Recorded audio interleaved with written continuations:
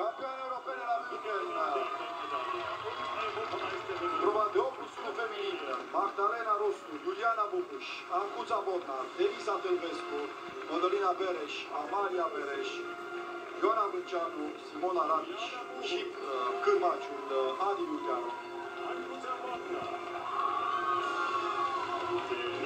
Toate aceste fete vin acasă cu câte 2 medalii. 4 dintre ele cu 2 de aur și celelalte 4 cu un aur și un bronz. O recoltă bună, zic eu, pentru aceste campionate.